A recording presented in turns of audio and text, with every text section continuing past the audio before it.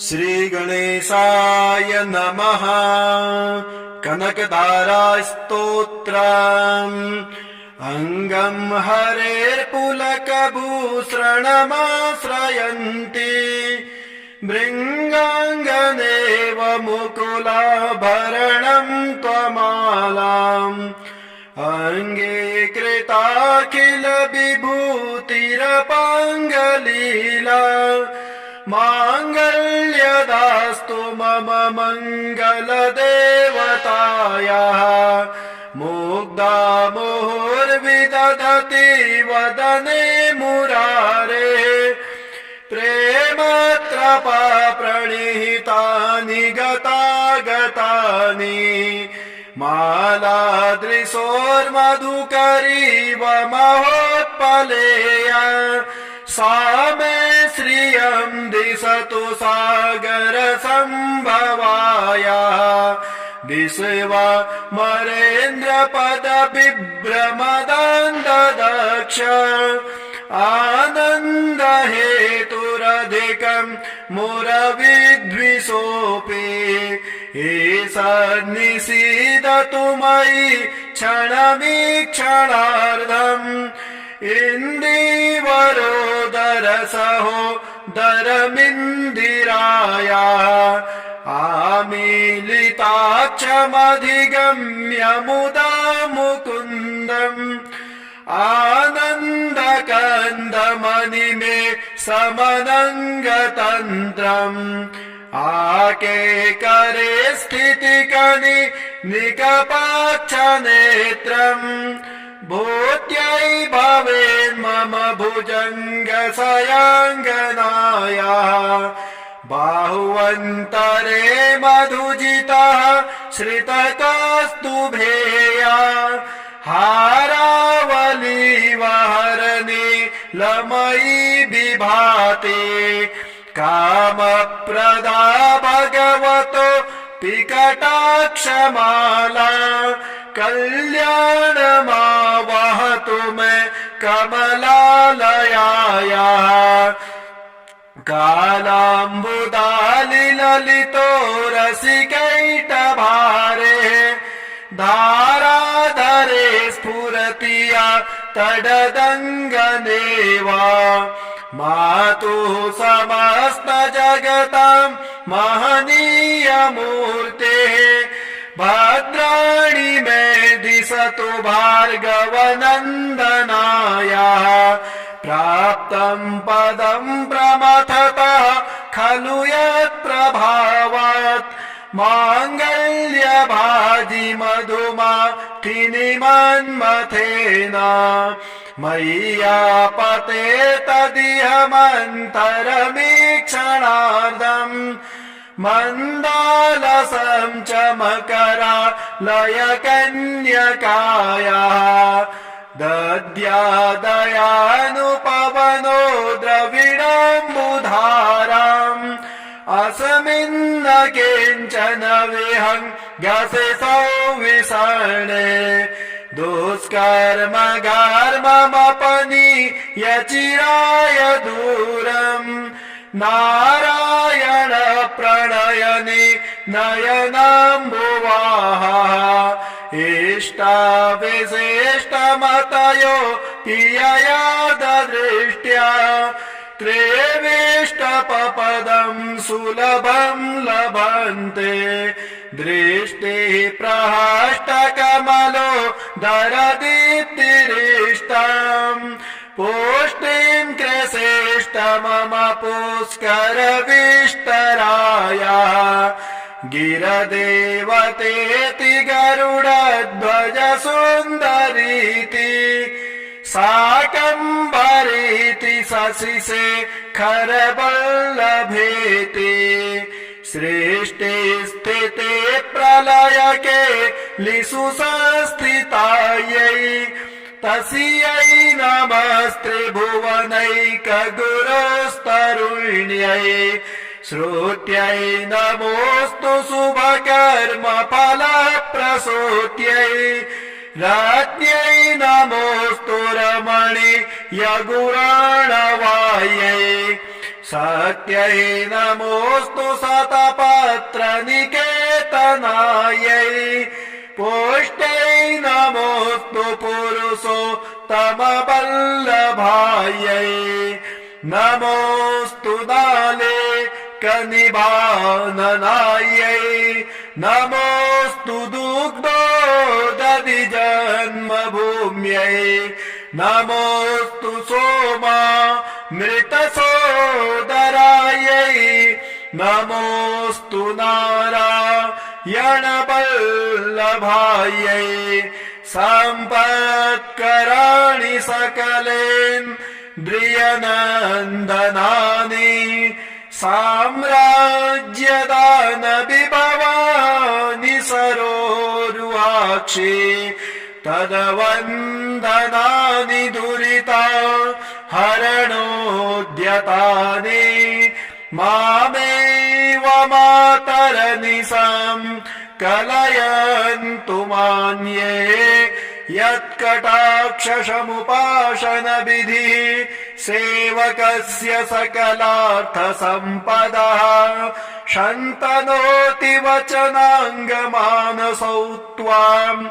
मुरारी हृदयेश्वरे भजे सरसिजनिलये सरोजहस्ते धवलतमां सुखगन्धमाल्यशोभे भगवती हरिवल्लभे मनोज्ञे त्रिभुवनभूतिकरी प्रसीद मह्यम् दिग्धस्थितिभे कनककुम्भमुखावसृष्टा स्वरवाहिनी विमलचारुजुलत्प्लुताङ्गे प्रातर्नमामि जगतां जननीमशेषा लोकाधिनाथ गृहिणी ममृताब्धिपुत्रे कमले कमलाक्ष वल्लभे त्वां करुणापूरितरङ्गितैरपाङ्गै अवलोकय मामकिञ्चनानां प्रथमं पात्रं कृत्रिमं दयायाः स्तुवन्ति ये स्तुतिभिर्भूरिवहं त्रयेमये त्रिभुवनमातरं रमाम् गुणाधिकाराः गुरुतर भाग्यभागिनो भवन्ति ते भुवि बुधभावितास्याः नमोऽस्तु हेमाम्बुजपीठिकायै नमोऽस्तु भूमण्डलनायकायै नमोऽस्तु देवादिदयापरायै नमोऽस्तु सर्वाङ्गयुधवल्लभायै नमोऽस्तु देव्यै भृगुनन्दनायै नमोऽस्तु विष्णोरुरसिस्थितायै नमोऽस्तु लक्ष्म्यै कमलालयायै नमोऽस्तु दामोदरवल्लभायै नमोऽस्तु कान्त्यै कमलेक्षणायै नमोऽस्तु भूत्यै भुवनप्रसूत्यै नमोऽस्तु देवादिभिरर्चितायै नमोऽस्तु नन्दात्मजवल्लभायै देवे प्रसीद जगदेश्वरि लोकमातः कल्याणगात्रि कमले क्षणजीवनाथे दारिद्र्यभीतिहृदयम् शरणागतं माम् आलोकयत् प्रतिदिनं सदयैरपाङ्गै श्रीमहालक्ष्मी कवचम् श्रीगणेशाय नमः। अस्य श्री महालक्ष्मी कवच मंत्रस्य ब्रह्मा ऋषिः गायत्री छन्दः महालक्ष्मीर्देवता महालक्ष्मीपीत्यर्थः जपे विनियोगः इन्द्र उवाच समस्तकवचानां तु तेजस्वी कवचोत्तमम् आत्मरक्षणमारोग्यं सत्यं त्वं ब्रूहि गृहस्पते श्रीगुरुरुवाच महालक्ष्म्यास्तु कवचम् प्रवक्ष्यामि समासतः चतुर्दशसु लोकेषु रहस्यं ब्रह्मणोद्दितम् ब्रह्मोवाच शिरो मे विष्णुपत्नीं च ललाटममृतोद्भवा चक्षुषी सुविशालाक्षी श्रवणे सागराम्बुजा घ्राणं पातु वरारोहा जिह्वा माम्नायरूपिणी मुखं पातु महालक्ष्मीः कण्ठं वैकुण्ठवासिनी स्कन्धौ मे जानुनी पातु भुजौ भार्गवनन्दिनी बाहुं द्वौ द्रविणी पातु करौ हरिवराङ्गना वक्षः पातु च श्रीर्देवी हृदयं हरिसुन्दरी कुक्षिं च वैष्णवी पातु नाभिं भुवनमातृका कटिं च पातु वाराही शक्तिनी देवदेवता उरु नारायणी पातु जानूनी चन्द्रसोदरी इंदिरा पातु जङ्घे मे पादौ भक्तनमस्कृता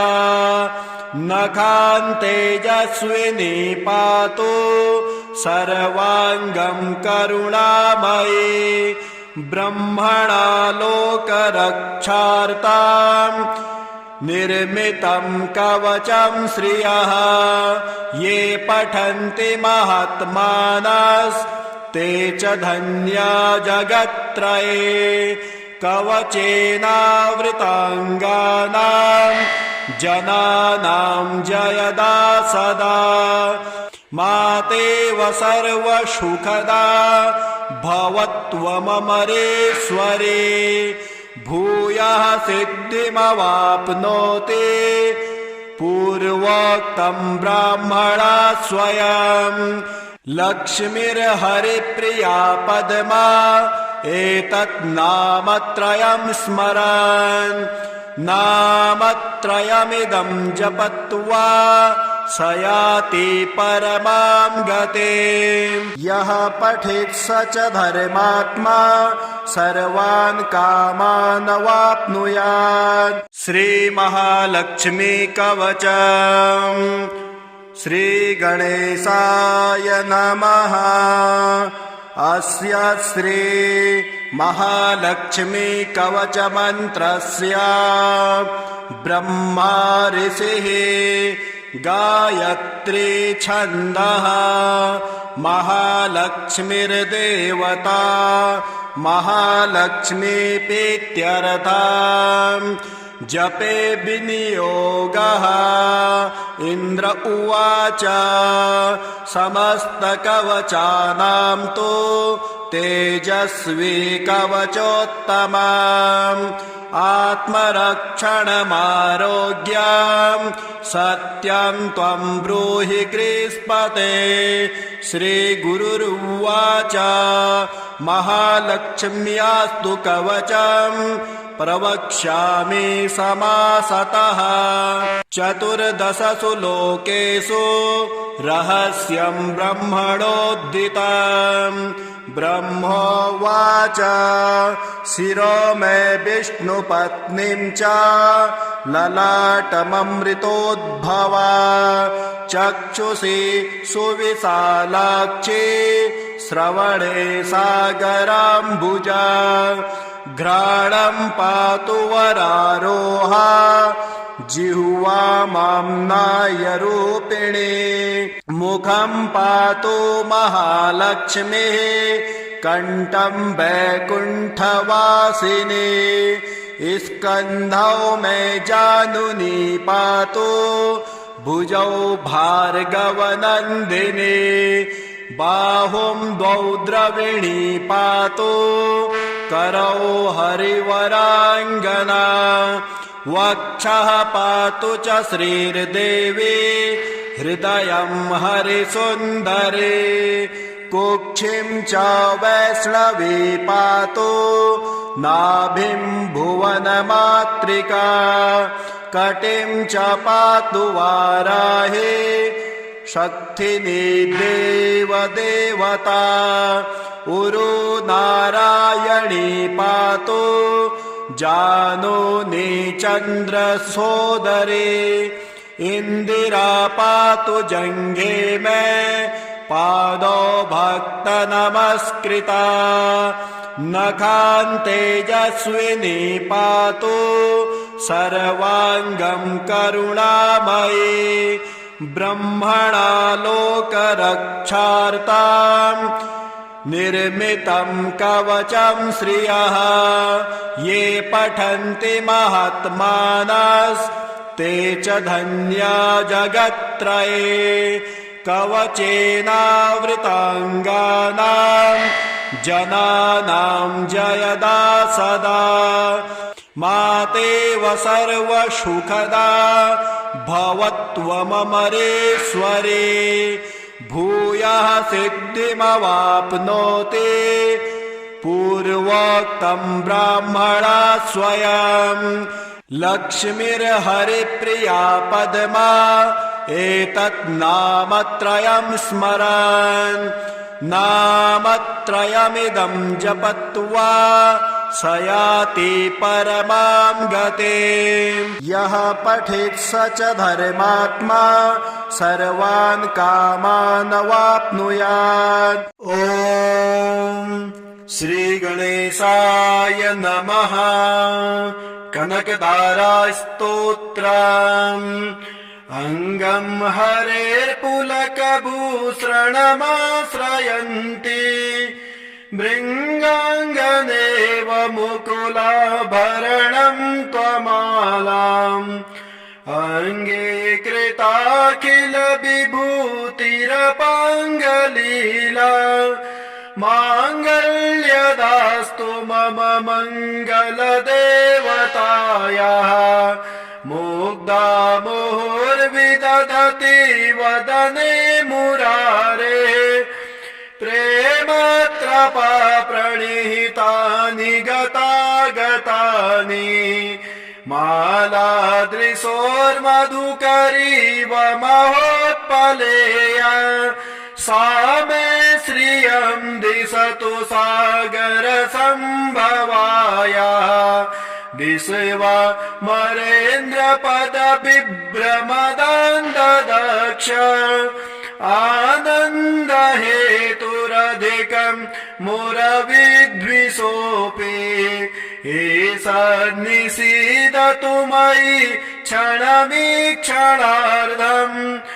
इन्दीवरोदरसहोदरमिन्दिराया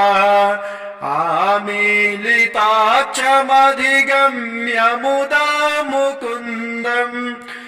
आनन्दकन्दमणिमे समनङ्गतन्त्रम्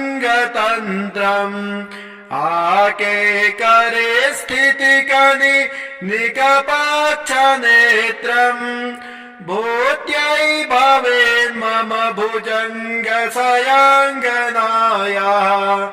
बाहुवन्तरे मधुजितः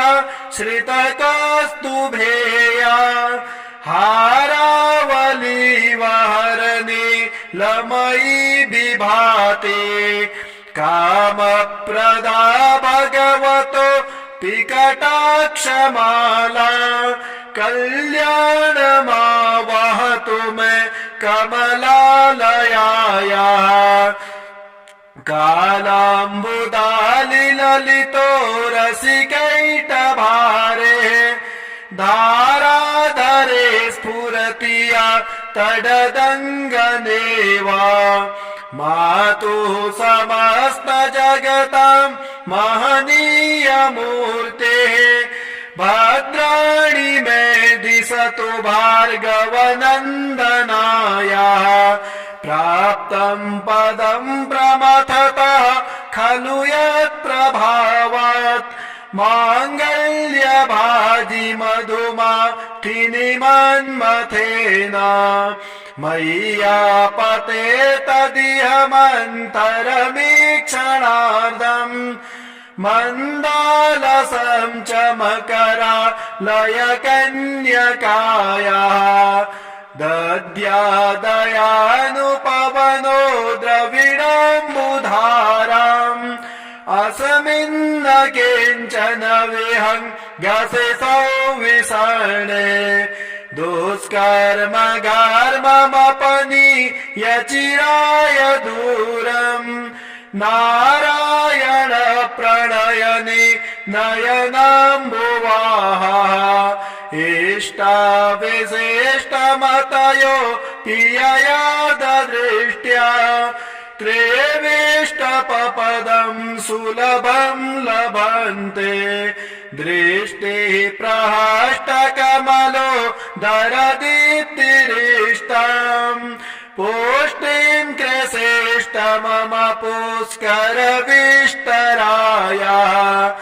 गिरदेवतेति गरुडध्वज सुन्दरीति शाकम्भरीति शशिशेखरवल्लभेति सृष्टि स्थिते प्रलयके लिषु संस्थितायै तस्यै नमस्त्रिभुवनैकगुरोस्तरुण्यै श्रुत्यै नमोऽस्तु शुभकर्मफलप्रसूत्यै राज्ञै नमोऽस्तु रमणीयगुणाणवायै सत्यै नमोऽस्तु शतपत्रनिकेतनायै पुष्ट्यै नमोऽस्तु पुरुषोत्तमवल्लभायै नमोऽस्तु नाले कनिभाननायै नमोऽस्तु दुग्धोदधि जन्मभूम्यै नमोऽस्तु सोमा मृतसोदरायै नमोऽस्तु नारायणवल्लभायै सम्पत्कराणि सकलेन्द्रियनन्दनानि साम्राज्यदान विभवानि सरोरुहाक्षि तदवन्दनानि दुरिता हरणोद्यतानि मामेव मातरनिशं कलयन्तु मान्ये यत्कटाक्षसमुपासनविधिः सेवकस्य सकलार्थसम्पदः शन्तनोति वचनाङ्गमानसौ त्वाम् मुरारी हृदयेश्वरे भजे सरसिजनिलये सरोजहस्ते धवलतमां सुखगन्धमाल्यशोभे भगवती हरिवल्लभे मनोज्ञे त्रिभुवनभूतिकरी प्रसीद मह्यम्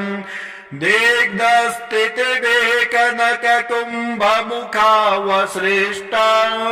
स्वरवाहिनी विमलचारुजुलत्प्लुताङ्गीम् प्रातर्नमामि जगतां जननीमशेषा लोकाधिनाथ गृहिणी ममृताब्धिपुत्रीम् कमले कमलाक्ष वल्लभे त्वाम् करुणापूरितरङ्गितैरपाङ्गैः अवलोकय मामकिञ्चनानाम् प्रथमं पात्रं कृत्रिमं दयायाः स्तुवन्ति ये स्तुतिभिर्भूरिवहं